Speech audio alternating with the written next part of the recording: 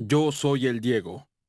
La vida tras bambalinas de Diego Maradona, las peleas y trifulcas, los éxitos y logros desde su propia piel y visión. Seas o no un amante del fútbol, este libro es imperdible. Amigos y enemigos. Diego Armando Maradona, genio del fútbol y el mejor jugador de la historia para muchos. Su vida en las canchas es bien conocida por todos e incluso sus orígenes. Pero, ¿qué pasa con lo que ha callado, con lo que no se ha preguntado? Comencemos con los pleitos y enemigos de Diego. Ramón Díaz. Una relación rodeada de comentarios falsos acerca de que Maradona fue el responsable de que Bilardo no lo llamase a la selección. Quizás todo salió de suposiciones a raíz de que Ramón era gran amigo de Pasarela cuando este último se fue al Inter y Maradona se quedó en el Napoli. Este hecho fue suficiente para que la prensa decidiera que los jugadores se habían peleado a muerte. Posteriormente, esta mentira fue utilizada para echarle la culpa a Diego de que Pasarela se fuera del Mundial en México. Falso. Claro que se peleó con Pasarela, pero jamás le negó el Mundial. Todo empezó cuando Diego, junto con otros jugadores, llegaron 15 minutos tarde a un entrenamiento durante el Mundial, y esto hizo que Pasarela les diera un sermón sobre la irresponsabilidad. Algo que claramente no pasó inadvertido, y Maradona le contestó airosamente sobre su conducta de dictador con el resto del equipo. Allí se rompió el grupo. Cada error de Diego era un arma que Pasarela aprovechaba para atacarlo verbalmente, de frente o a sus espaldas. Por otro lado, sus grandes guías dentro de la cancha fueron, según sus propias palabras, Carlos Bilardo y el Flaco Menotti. Juntos le dieron toda la sabiduría y ética para cada día. Ambos fueron como sus padres y líderes morales, y los dos fueron decisivos en su carrera. Pero nada se compara con lo que vivió al lado de Joao Havelange, quien fuera jugador de waterpolo y que por razones inexplicables llegase a ser el presidente de la FIFA durante el Mundial de México. Joao nunca vio más allá de los papeles y sus negocios, obligando a los seleccionados a jugar al mediodía en el verano del país mundialista. Él fue el responsable de que Maradona se llenara de rencor contra la FIFA.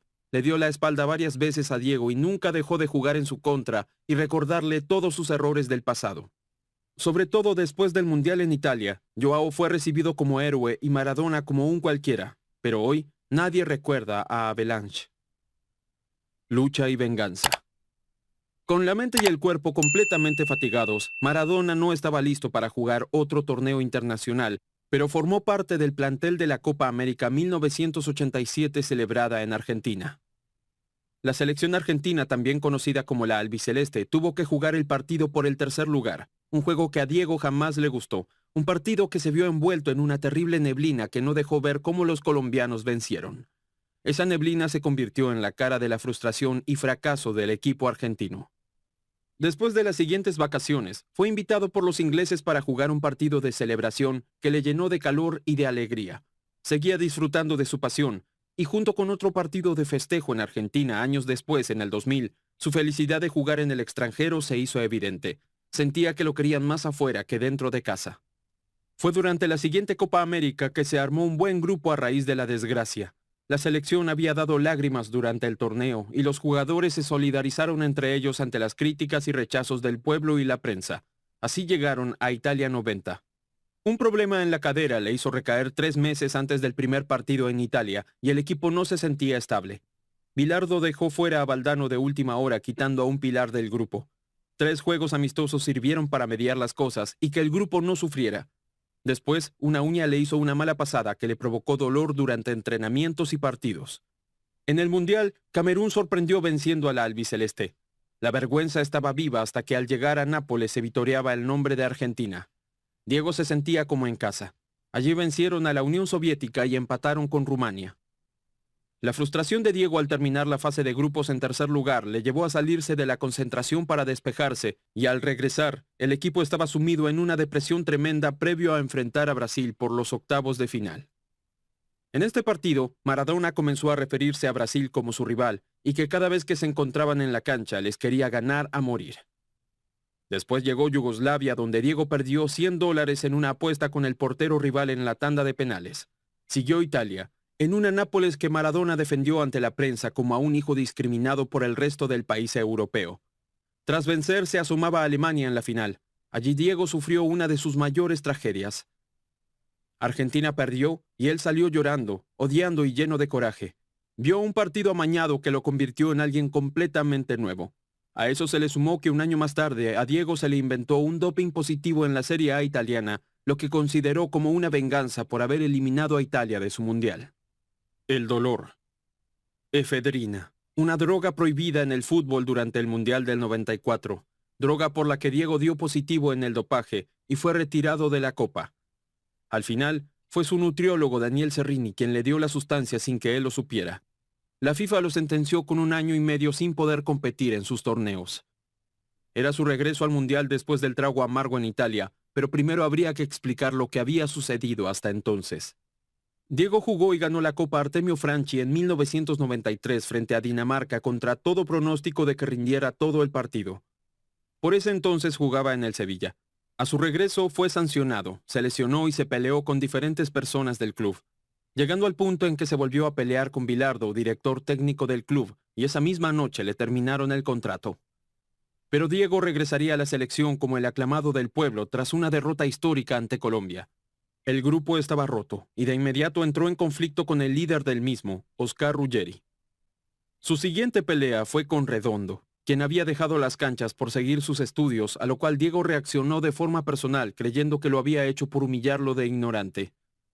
La situación en la selección empeoró cuando Diego se hizo el dueño de la camiseta, haciendo menos a los demás. Lo único que le importaba era clasificar al siguiente mundial, y lo lograrían ante Australia, no sin que antes Maradona diera un ultimátum: si se iba Basile, también se iría él. Sin embargo, un desgarro le impidió jugar los siguientes partidos.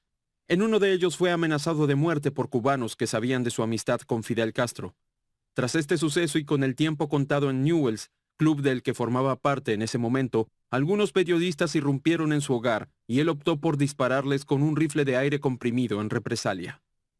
Después sucedió que los japoneses le negaron la visa por sus antecedentes con la droga y se tuvo que cancelar la gira de la selección. Se improvisó una nueva gira donde amenazó que si no mejoraba el equipo, no volvería a jugar. Llegó el Mundial 94 y nuevamente salió positivo en el dopaje. En ese instante se le vino el mundo encima, y aunque se manejó con discreción al inicio, en su interior ya se había roto algo irreparable. Esa noche, Diego sintió que le cortaron las piernas. Los regresos. El retorno a Buenos Aires desde Italia pretendía traerle paz a Diego tras su suspensión por la FIFA de 15 meses en 1991, pero fue totalmente lo contrario.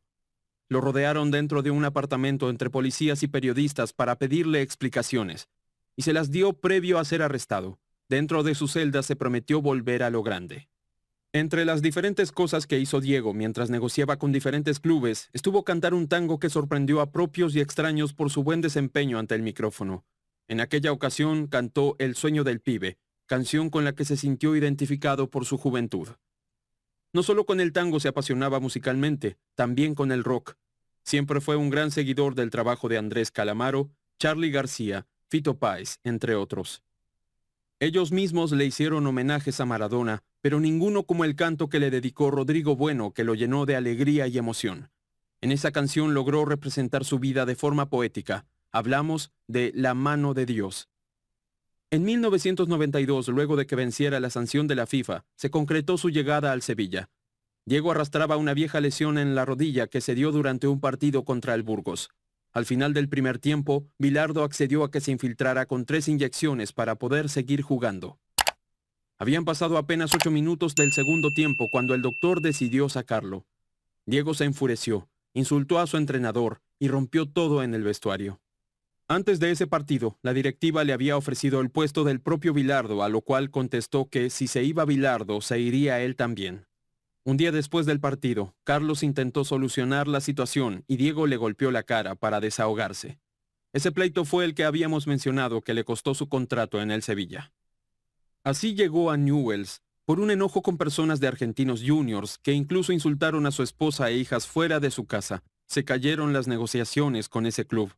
Tras unos días, Maradona estaba firmando con la Lepra rosarina. Allí jugó algunos partidos hasta que el Indio Solari salió del equipo y llegó Jorge Castelli como nuevo director técnico, quien lo sentó en la banca para deshacerse de él y de otros veteranos, dejando al equipo por los suelos. Maradona se había quedado sin equipo a meses del Mundial 94. Despedida. Tras el Mundial le dictaminaron otros 15 meses sin jugar. pero la sanción no le impedía actuar como entrenador.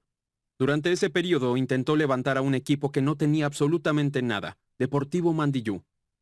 Luego de 2 meses donde cosechó un triunfo, 6 empates y 5 derrotas, un directivo irrumpió en el vestuario. El suceso terminó con Diego renunciando a su cargo. Tras otra etapa poco fructífera como técnico, esta vez por Racing, Pelé le ofreció el mismo puesto en el Santos de Brasil, algo que ni él se esperaba o soñaba. La charla iba más allá de las canchas. También se quería hacer algo por los niños pobres de Brasil y Argentina. Pero luego de las conversaciones con Pelé, fue Boca quien se acercó para entablar negociaciones. Dejaron muy en claro que lo querían dentro de la institución. Esto iba en serio, tanto así que el famoso empresario Eduardo Eurnequian se había involucrado en el negocio. El contrato se decretó luego de unos días, pero Diego sufría al entrenar y no poder jugar con sus muchachos por la sanción de la FIFA. Quizás esta haya sido la época más feliz de Maradona en los últimos años, con la gente indicada apoyándolo, con los seguidores de Boca y otros clubes demostrándole cariño. Hasta que por fin lo logró. El tiempo pasó, la sanción expiró y pudo volver a jugar con la 10.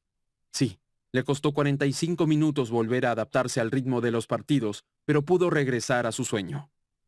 Tras ese primer partido, nuevamente se enfrentó a la prueba de dopaje como si fuera una persecución. Esta vez no sucedió nada, salió limpio. Le faltó tiempo para darse cuenta de que al terminar ese partido seguiría un juego más. Esta vez contra Argentinos Juniors, donde jugaba su sobrino. Boca ganó con un gol de Diego, quien no lo festejó por respeto. A partir de allí sintió que cada partido era un homenaje, una despedida. Todos los jugadores rivales se le acercaban para saludarlo y estrecharle la mano.